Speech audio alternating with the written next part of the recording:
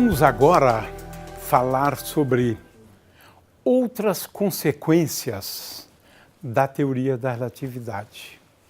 Estas consequências agora, elas se referem, né, ou decorrem da exigência da covariância das leis físicas. Ou seja, precisamos identificar agora na teoria da relatividade outros quadrivetores. Já chamamos atenção para as coordenadas de um evento que se transformam como um quadrivetor de Lorentz, né?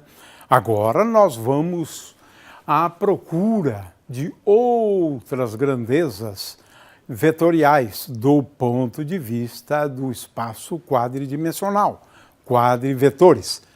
Vamos então falar de momento, energia e um pouco de cinemática relativística. Esse tema aqui dá muito trabalho, a cinemática relativística, né? De qualquer maneira, a ideia é agora mostrar como é que Einstein, né, descobriu uma coisa interessantíssima, né, que é a sua famosa fórmula E igual a mc2. E como Einstein foi levado a esta conclusão aqui. Olha só, é bem interessante isso. Porque tudo que se procura agora é construir quadrivetores. Quadrivelocidade, quadrimomento. No momento em que a gente escreve um quadrimomento, aí a gente se pergunta para a questão de qual é a componente zero de um quadrimomento. É aí que entra a genialidade de Albert Einstein. Mas vamos devagar em relação a isso, né? Em primeiro lugar, agora é a melhor hora, o melhor momento para a gente introduzir, né, o conceito de intervalo infinitesimal de tempo próprio, né? De tempo próprio. Esse intervalo de tempo próprio a gente denomina de tal. É um intervalo infinitesimal de tempo próprio, né? E como ele se relaciona com um intervalo de tempo em qualquer outro referencial, né? Esse é o primeiro problema aqui. Em primeiro lugar, definição apenas, né? Só uma definição. Definimos de tal como sendo igual a 1 sobre c ao quadrado vezes ds ao quadrado. Veja, ds é um intervalo infinitesimal associado a eventos, onde estes eventos diferem por grandezas infinitesimais, dt ao quadrado, dx ao quadrado, dy ao quadrado e dz ao quadrado.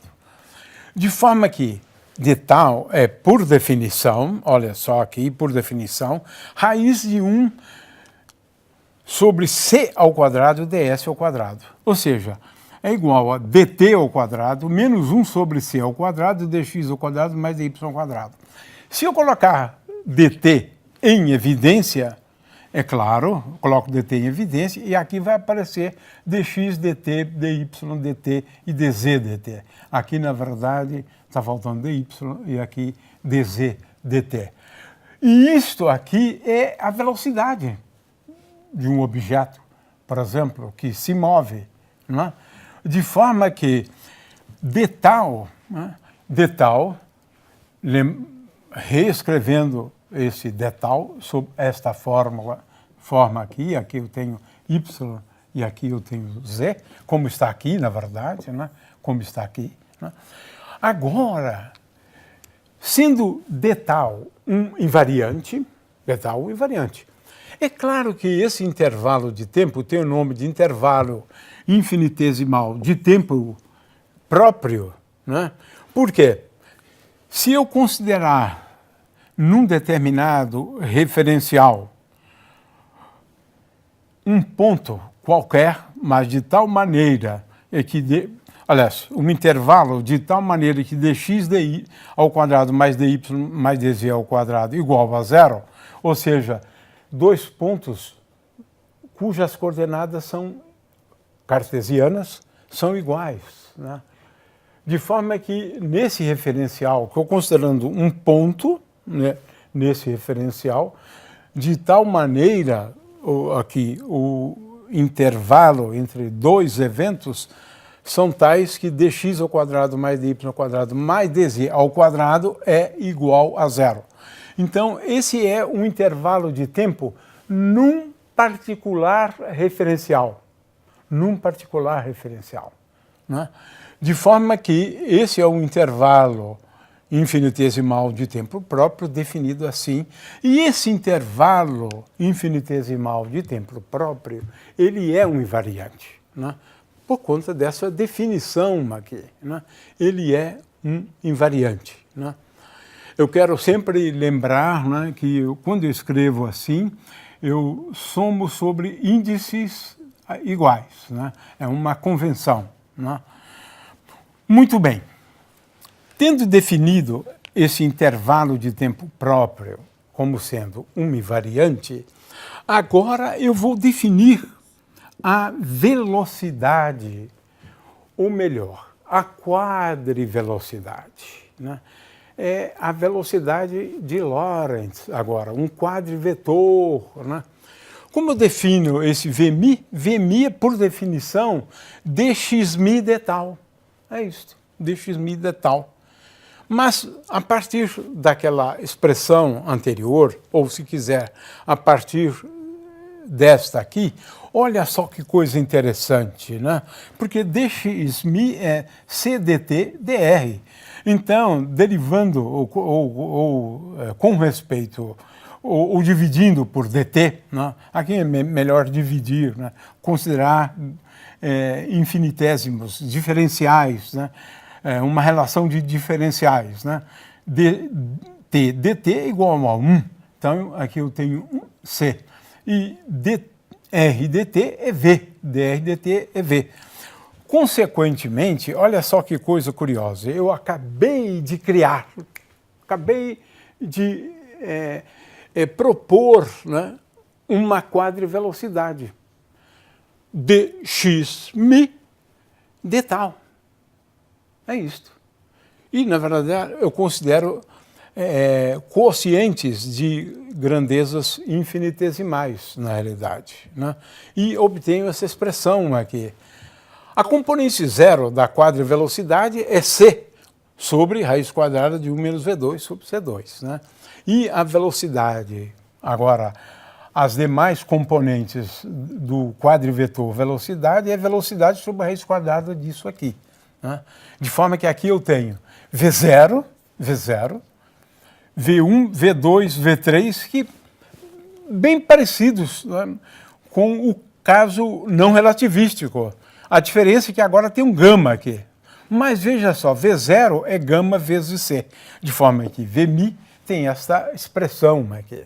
Uma outra coisa curiosa que a gente vai usar depois, né, é que Vmi é um invariante, E é fácil verificar que esse invariante é c ao quadrado, né?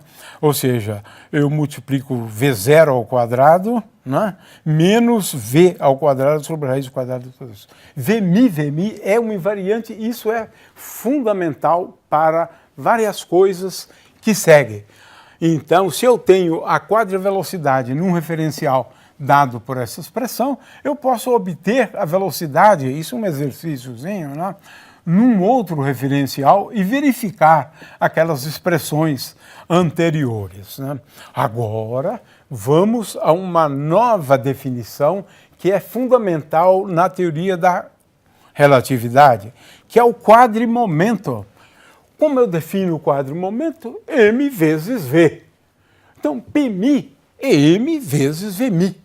E olha só, este Pmi tem componente zero, que é mc sobre a raiz quadrada de 1 menos v2 sobre c2. Tá? Então, veja, a partir da quadrivelocidade eu posso definir o quadrimomento, posso definir também a Mi. A mi é dv mi de tal, e a mi é um quadrivetor. Por quê?